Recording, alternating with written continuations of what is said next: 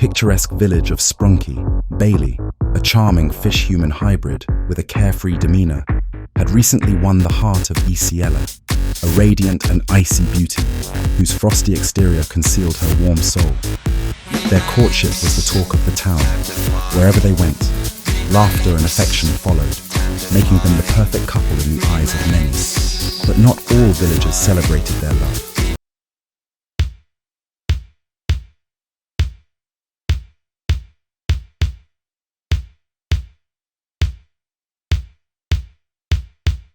Aqua, a deeply envious resident of Sprunki, watched their romance with a simmering resentment. Aqua had long yearned for the kind of connection Bailey and Iciella shared, but felt cursed to live in loneliness. Her envy grew into obsession, and one fateful night, she devised a cruel plan. Bailey was never seen without his beloved inflatable float, a whimsical, fish-shaped boy that had been his companion since childhood. Knowing its sentimental value, Aqua cast a dark spell on the float, imbuing it with a sinister intent. It would remain dormant until the right moment to strike. One serene afternoon, Bailey and Iciella sat by the village pond, laughing and holding hands. The sun reflected off the water, and the air was filled with the scent of blooming flowers. It was a moment of pure happiness, until the float stirred. Without warning, the inflatable fish tightened itself around Iciella like a deadly serpent. "Iciella!" Bailey shouted, his voice breaking as he tried to pull the float away, but the enchanted object held her in an unyielding grip. Iciella gasped for air, her icy touch weakening as the life drained from her. Within moments, she lay lifeless in Bailey's arms.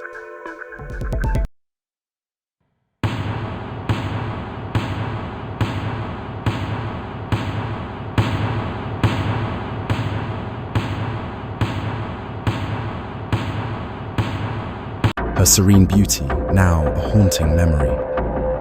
From the shadows, Aqua emerged, a satisfied smirk on her face. "She didn't deserve you, Bailey," Aqua cooed, her voice dripping with twisted affection. "But now, you're free. Free to—" Her words were cut short as the float, still cursed, and now seemingly alive, lashed out. It wrapped itself around Aqua, its grip unrelenting. Aqua screamed and struggled, but the dark magic she had unleashed turned against her. The float crushed her body, and her spirit became trapped within it. The float, now pulsing with the combined anguish of Bailey, Iciella, and Aqua, twisted and transformed. Bailey's grief-stricken form was absorbed into the grotesque creation, merging with Iciella's lifeless body and Aqua's malevolent soul. What emerged was a three-headed abomination, a monstrous entity that towered over the village. The Bailey head bore a mournful expression, tears perpetually streaming down its scaly cheeks. Iciella's icy visage glowed with an eerie light, her eyes vacant and sorrowful. Aqua's head, however, radiated fury, her eyes blazing with hatred and madness. Together, the beast rampaged through Sprunki, its massive limbs leaving destruction in its wake.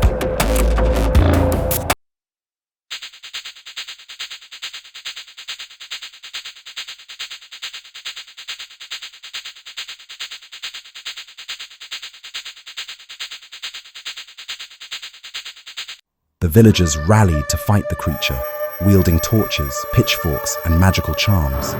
But their efforts were futile. The monster's strength and despair were unmatched, and it seemed unstoppable. Yet, within the monster, a battle raged. The Bailey head, driven by overwhelming guilt and sorrow, could not bear to see Iciella's once beautiful face twisted into a vessel of destruction. Summoning a desperate resolve, it turned on the other two heads. The Iciella head was the first to fall, shattered by a strike from the monster's massive claw. As her head dissolved into icy mist, a soft whisper seemed to fill the air. "Thank you."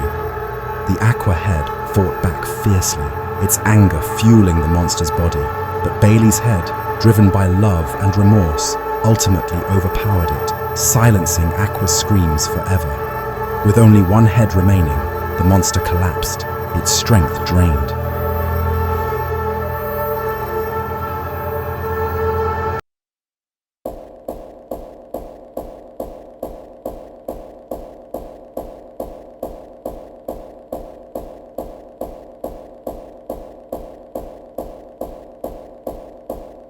villagers seized their chance, delivering the final blow that reduced the creature to nothing but fragments. As the dust settled, silence enveloped Sprunki. Though the village was saved, it bore the scars of the tragedy. Babble, Iciella, and Aqua had been consumed by their emotions, love, jealousy, and despair, leaving behind a cautionary tale of the dangers of unchecked feelings. The villagers rebuilt their lives, but the memory of the monstrous three-headed being served as a somber reminder of the fragility of the heart. Sprunki, forever changed, stood as a testament to love's power to heal and destroy.